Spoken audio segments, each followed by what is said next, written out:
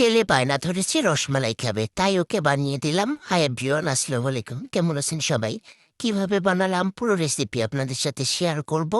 তো প্রথমে আমি ডিমটা ফেটে নিলাম, সুন্দর করে ডিমটা ফেটে নেব। তারপর ওখানে গুঁড়ো দুধ, বেকিং পাউডার, সোডা, 1 চামচ ঘি দিয়ে দিলাম।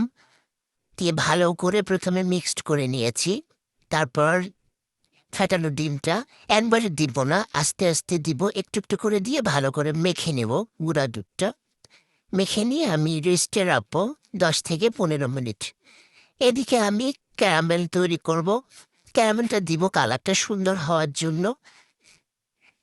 চিনি 1 কাপ, পানি দিয়ে চুলায় বসায় দিলাম। ক্যারামেলটা হতে হতে আমি রসমালাই শেপটা তৈরি করে নেব। হাতে একটু ঘি মেখে নিয়েছি, নইলে হাতে লেগে যাবে। এদিকে বানাতে বানাতে আমার ক্যারামেলটাও হয়ে গেল।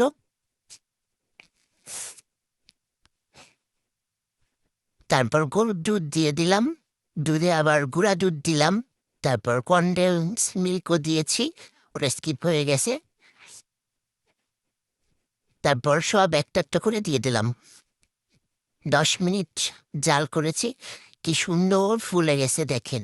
মাঝে মাঝে একটু নেড়ে দিয়েছি এপাশ ওপাশটা। খেতে এত পরিমাণ মজা হয়েছিল, আপনারা বাসায় খেয়ে দেখেন। সুন্দর নরম তুলতুলে